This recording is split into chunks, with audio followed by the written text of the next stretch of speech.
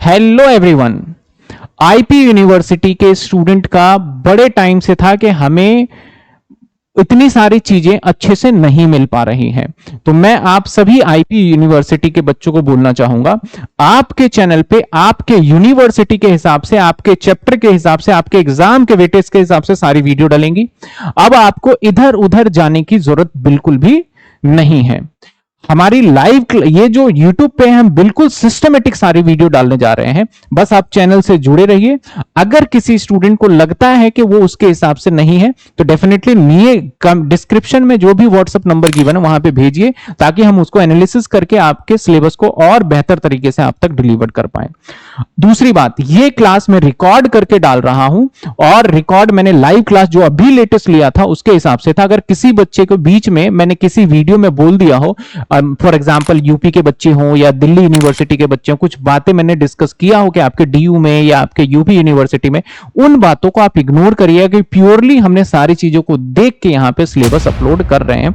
अब आपको इससे फायदा जरूर मिलेगा, आपको कहीं इधर उधर जाने की जरूरत नहीं है। होपफुली आप इंजॉय करोगे क्लास को। चलिए अब आगे आप क्लास को स्टडी करिए। हमारा जो चैप्टर चल रहा था सर, दैट इज चैप्टर का नाम है हमारा कॉस्ट रिकंसिलिएशन स्टेटमेंट। इसके अंदर हमने profit as per cost account को बेस मान के लास्ट क्लास में खत्म कर लिया।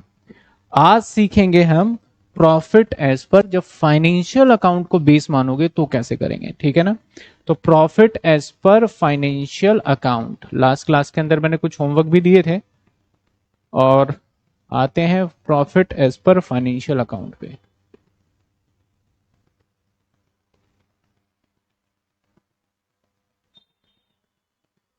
चलिए ये वाला फाइनेंशियल अकाउंट से करके देख लेंगे। हम एक पेज ले लेते हैं।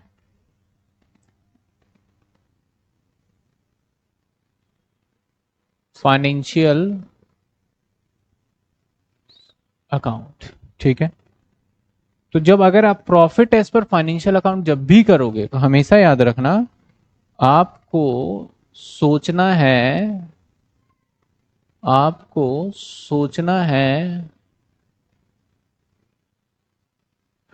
कॉस्ट के प्रॉफिट के बारे में, कॉस्ट के प्रॉफिट के बारे में। अगर हमारा यहां पे दो चीजें हो सकती है, या तो हमारा कॉस्ट का प्रॉफिट ज्यादा होगा तो हम स्टेटमेंट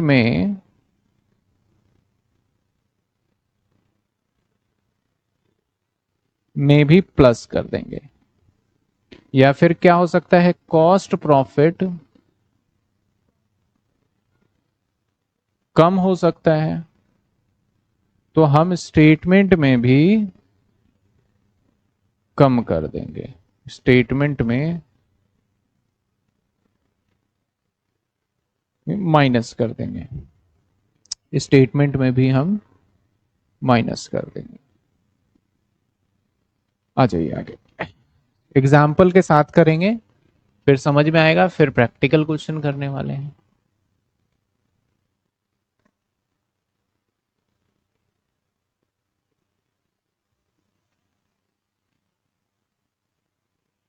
आइए यहां पे क्या लेंगे हम, प्रॉफिट एज पर, अब पहले हम कॉस्ट लेते थे, अब लेंगे फाइनेंशियल अकाउंट, पॉजिटिव वाले में डाल देंगे, और लॉस हुआ तो नेगेटिव वाले में डाल देंगे।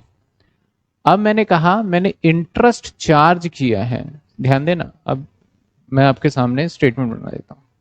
ये है कॉस्ट शीट, कुछ ऐसा बनता है हमारा, है ना। और ये ट्रेडिंग पी एंड एल, कुछ ऐसा बनता है। मैंने बोला इंटरेस्ट दिया है तो इंटरेस्ट यहां आया होगा। क्या कॉस्ट शीट के अंदर हमने इंटरेस्ट को दिखाया होगा, हाँ या ना में जवाब दीजिए। जब कॉस्ट शीट में मैंने खर्चा ही नहीं दिखाया होगा तो मेरा कॉस्ट का प्रॉफिट क्या हुआ होगा, ज्यादा होगा। तो अगर मैंने इंटरेस्ट इन फाइनेंस अकाउंट में दिखाया है तो इसकी वजह से कॉस्ट का प्रॉफिट ज्यादा होगा, तो हम ज्यादा करेंगे। समझ रहे बात को, बस थोड़ा थोड़ा धीरे धीरे सोचना, बहुत स्पीड में सोचोगे तो फिर गड़बड़ हो सकता है। मैंने कहा डिविडेंड रिसीव दिखाया मैंने यहां पे, तो डिविडेंड रिसीव दिखाया। डिविडेंड रिसीव क्या होता है? इनकम। क्या ये डिविडेंड रिसीव मैंने कॉस्ट में दिखाया होगा? नहीं दिखाया होगा। और ये अगर इनकम कॉस्ट में हम कम दिखाते हैं तो प्रॉफिट क्या होगा उसका? कम ही आएगा। प्रॉफिट भी क्या आएगा? तो डिविडेंड रिसीव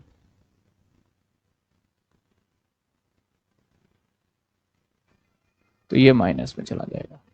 चलो अब मैं डेप्रिसिएशन का बात करता हूं। मान लेते हैं कॉस्ट में मैंने डेप्रिसिएशन 1 लाख दिखाया, और या फिर मैं ऐसे दिखा देता हूं, कॉस्ट और एफ ए डेप्रिसिएशन। बताना क्या करेंगे? मैंने 1 लाख दिखाया और यहां 50,000 दिखाया। तो कॉस्ट डेप्रिसिएशन सबसे पहले तो ये डिसाइड करो भैया खर्चा है या इनकम? खर्चा है। तो मैंने कॉस्ट में 1 लाख दिखाया, फाइनेंस में 50,000 दिखाया। तो कॉस्ट में मैंने खर्चा क्या दिखा रखा है? ज्यादा। तो जिसकी वजह से प्रॉफिट पे क्या फर्क पड़ेगा? कम होगा। तो इस वाले केस में depreciation excess in cost account, CA लिख रहा हूं कॉस्ट अकाउंट को, तो ये चला जाएगा माइनस में। सेम अगर इसका उल्टा करूं कि मैं यहां 30,000 दिखा दूं और यहां पे 60,000 दिखा दूं, तो अब मैंने खर्चा कम दिखाया है, तो डेप्रीशिएशन अगर शॉर्ट हुआ इन कॉस्ट अकाउंट तो ये प्लस में आ जाएगा। समझे बात? बस जो भी और बातें आएंगी ऐसे टोटल रहना है, और जो इसका आंसर आएगा वो आएगा प्रॉफिट एज पर किसके अकॉर्डिंग आएगा? कॉस्ट के अकॉर्डिंग। और जो भी आंसर निकलेगा वो इधर निकल जाएगा। समझे बात? सर एक बात शुरू से बता दीजिए, एक बार शुरू से बता देते हैं, ठीक है? अब देखिए हम क्या सीख रहे हैं सर? Cost reconciliation statement. पिछले बार हमने कॉस्ट रिकंसिलेशन स्टेटमेंट ही सीखा था, लेकिन उसमें बेस जो माना था पिछली बार, बेस माना था कॉस्ट प्रॉफिट को। आज हम बेस मान रहे हैं फाइनेंशियल अकाउंट के, यानी पी&एल को। तो जब बेस इसको मानोगे तो सोचोगे किसके बारे में? कॉस्ट के प्रॉफिट के बारे में। अगर प्रॉफिट ज्यादा हो रहा है तो प्लस कर देंगे, प्रॉफिट कम हो रहा है तो क्या कर देंगे? माइनस कर देंगे। तो अब प्रॉफिट ज्यादा और कम कैसे सोचोगे? मैंने बोला इंटरेस्ट मैंने पेड किया तो सिर्फ फाइनेंस में दिखाया, कॉस्ट में आपने इस खर्चे को दिखाया ही नहीं, तो जिसकी वजह से अगर कॉस्ट में कम खर्चा दिखा रहे हो तो प्रॉफिट बढ़ जाएगा। सेम दूसरे एंड पे बात करें कि हमने, अगर मैं प्रॉफिट की बात, कॉस्ट के बाद अगर मैं बात करता हूं दूसरी चीज की, अगर हम बात करें तो मैंने लिखा है डिविडेंड रिसीव। तो डिविडेंड रिसीव आपने पी&एल में दिखाया, तो पी&एल का प्रॉफिट तो बढ़ गया होगा, लेकिन हमें इसके प्रॉफिट का कुछ नहीं करना, हमें प्रॉफिट किसका देखना है? कॉस्ट का। और ये डिविडेंड रिसीव अगर कॉस्ट में नहीं आया तो इसका प्रॉफिट कंपैरेटिवली कम होगा, तो इसलिए माइनस कर देंगे। ठीक है, समझ में आई बात आपको? तो हम एक क्वेश्चन कर लेते हैं तो जो कि ज्यादा आसान हो जाए। देखिए आपके सामने क्वेश्चन एक,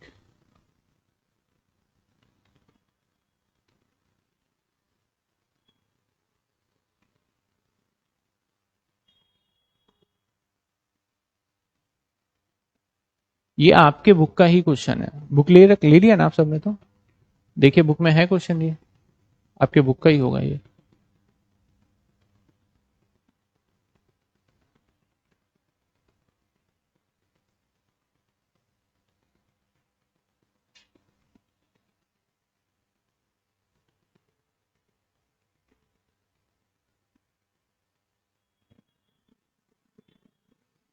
ठीक है, कहता है the net profit of the financial account 18,550, और कॉस्ट का भी दे रखा है, बट हम कॉस्ट को अब कंसिडर नहीं कर रहे, किसको कंसिडर कर रहे हैं? फाइनेंस को।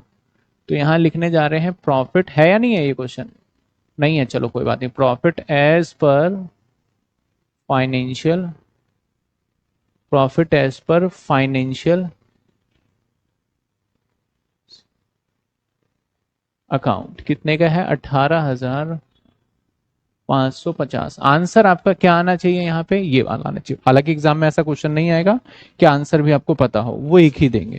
ठीक है, कहता है डायरेक्टर फीस। तो आपके सामने एक समझने के लिए एक मान लो ये मैंने बना दिया, आप माइंड के अंदर इमेजिन करिएगा, ये बना दिया मैंने कॉस्ट, और एक ये मैं बना रहा हूं आपके सामने पी&एल। आप सोचिएगा कहां गया director fee? Note charge in cost. Director fees क्या होता है? खर्चा होता है। मैंने यहां तो चार्ज करते हैं पी&एल में, लेकिन कॉस्ट में चार्ज है। तो अगर डायरेक्टर फीस एक खर्चा है और कॉस्ट में मैंने चार्ज नहीं किया होगा, तो अगर कोई खर्चा मैं कॉस्ट में नहीं लूंगा तो उससे कॉस्ट का प्रॉफिट पे क्या फर्क पड़ेगा? प्रॉफिट क्या होगा जल्दी बताइए कमेंट में, अगर कॉस्ट में नहीं लेंगे तो क्या फर्क पड़ेगा बताइए? डायरेक्टर फी,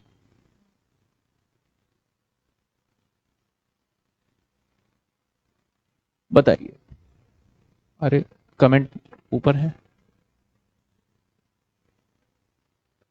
डायरेक्टर फी बिल्कुल इंक्रीज हो जाएगा क्योंकि खर्चा कम दिखा रहे हो, दैट इज 1050।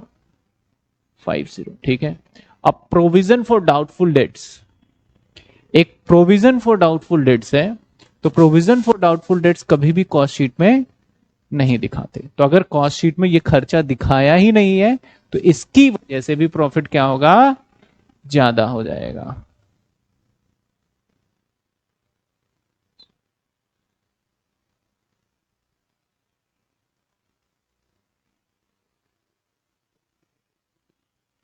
कितने? 970।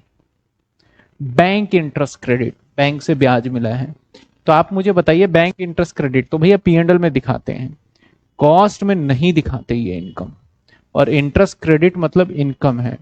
तो अगर आपने कॉस्ट में ये इनकम नहीं दिखाया है तो उससे कॉस्ट का प्रॉफिट क्या होगा? कम हो जाएगा। कॉस्ट का प्रॉफिट क्या होगा? कम हो जाएगा। अगर आपने ये नहीं दिखाया है तो कॉस्ट का प्रॉफिट कम हो जाएगा। बैंक इंटरेस्ट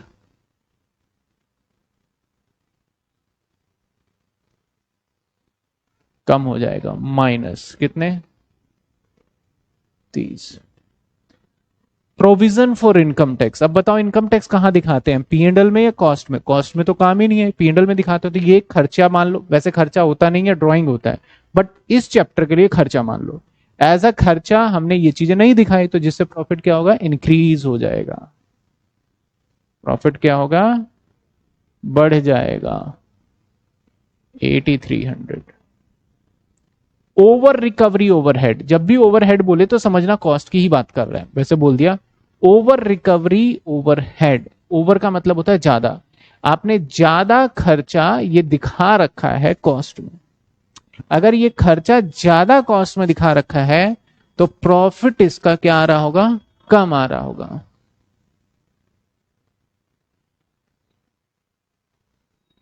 ओवरहेड कितने से? 180। बस अब हमारा आंसर आपको पता है कि 28660 आना चाहिए। 18550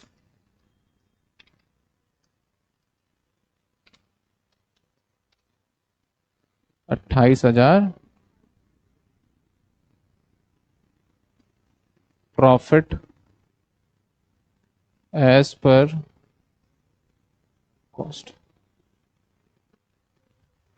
30 और माइनस 180, तो 28,000 जो कि हमारा आना भी चाहिए और आ भी रहा है। तो इसका मतलब आप समझे, हम बिल्कुल सही समझ रहे हैं और ऐसे ही सारे क्वेश्चन होने हैं।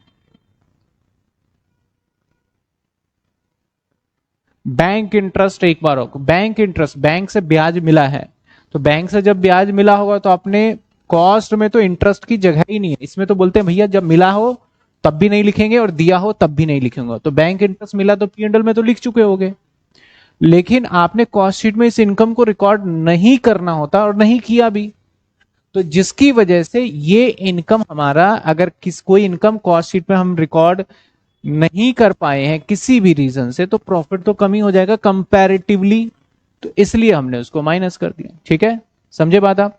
चलिए एक और सवाल देखें हम, समझ में आया ये फाइनेंस वाला? चलिए आइए, एक बड़ा क्वेश्चन आ गया अब आपके सामने।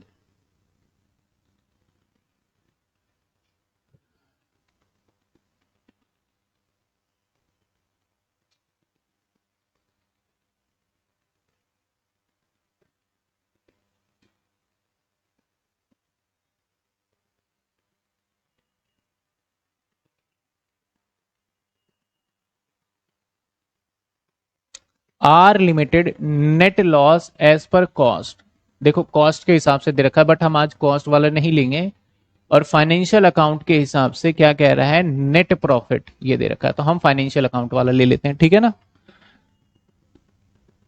दिया था। आ, दे रखा है कंफर्म। तो 3 और 5 उसका अलग था जो मेरे पास था, शायद सेम ही है।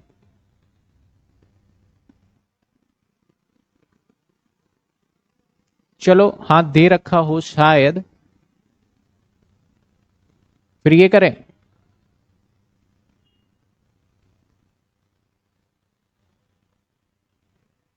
बताएं कौन से करें। इसी को कर लेते हैं, पहले तो कॉस्ट के हिसाब से किया था, फाइनेंस के हिसाब से कर लेते हैं।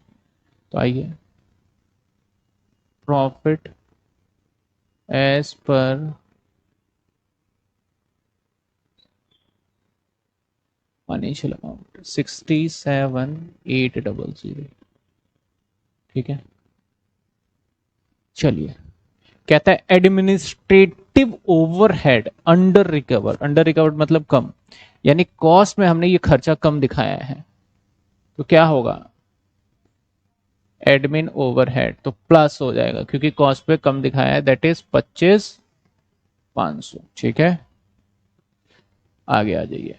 फैक्ट्री ओवरहेड ओवर रिकवर्ड ज्यादा दिखाया, तो कहां दिखाया होगा, कुछ नहीं बोला हो तो ओवरहेड जब वर्ड आ जाए तो कॉस्ट के अंदर ही ओवरहेड। आज से पहले कभी आपने ओवरहेड वर्ड सुना था, नहीं सुना, इसका मतलब वो कहां का होगा, कॉस्ट का होगा।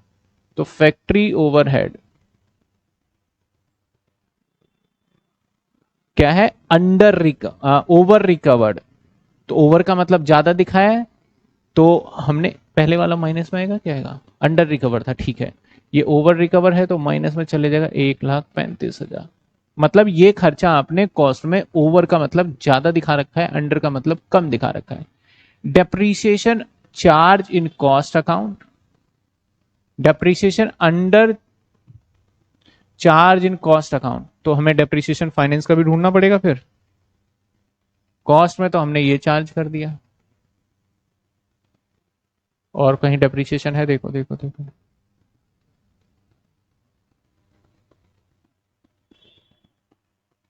आपके बुक में देखना कहीं कुछ रह तो नहीं गया। अगर हमें depreciation under charge cost account दे रखा है, अच्छा अंडर चार्ज है, अंडर चार्ज मैंने सोचा कि कॉस्ट अकाउंट के अंदर, नहीं, अंडर चार्ज का मतलब कम, कम दिखा रखा है कॉस्ट अकाउंट में, तो क्या होगा सर, डेप्रीशिएशन प्लस हो जाएगा 26,000। डिविडेंड रिसीव तो भैया कॉस्ट में नहीं दिखाते, तो इससे इनकम कम हो जाएगा, डिविडेंड रिसीव कितने का।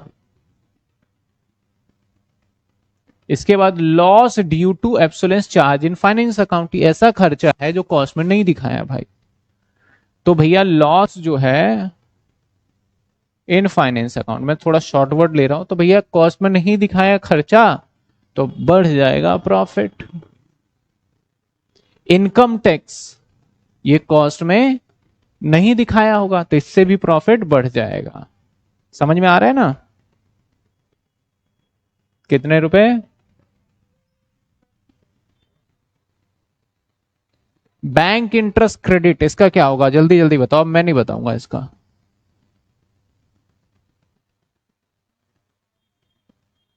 फाइनेंस में क्रेडिट है तो हमारे पास तो नहीं हुआ ना ये प्रॉफिट, तो माइनस होगा।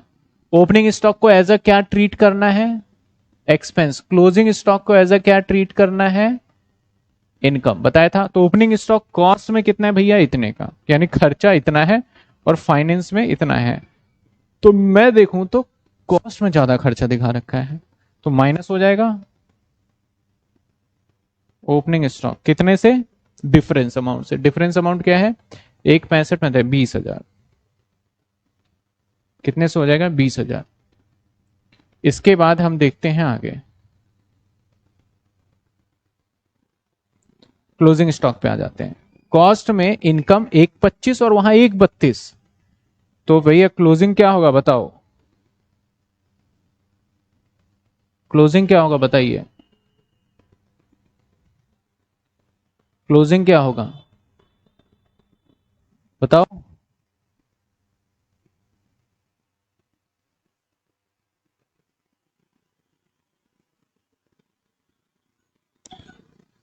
क्या होगा बताओ सर, माइनस होगा, माइनस। कितने? 6,500, 6500। कैलकुलेशन आप देखना भाई, ये भी हो गया, ये भी हो गया। Goodwill return of, goodwill return of क्या होगा? प्लस, क्योंकि फाइनेंस में दिखा रखा होगा 25,000, क्योंकि कॉस्ट में ये खर्चे ही नहीं दिखाते। Notional rent on premises charge in cost account, तो नोशनल रेंट अपने प्रेमिसेस का चार्ज, ये खर्चा आपने कॉस्ट में जोड़ रखा है। तो भैया कॉस्ट में ये खर्चे की बात कर रहा है ना, तो खर्चा का मतलब क्या होगा आपका? कम हो जाएगा प्रॉफिट। नोशनल होता है छोटा सा रेंट, कितने? 60,000, ये छोटा है। प्रोविजन फॉर डाउटफुल डेट्स क्या होगा? पीएफडी, पीएफडी होगा आपका 15,000 प्लस में। चलिए जी, टोटल करिए क्या बनता है? 67,800, 25,500, 26,000, 16,800, 43,600, 25,000, 15,000, ये आ गया 21,97,100। इधर भी देख लेते हैं, 13,500, 2 लाख है नहीं, 1,35,000, तो इधर का ही ज्यादा है।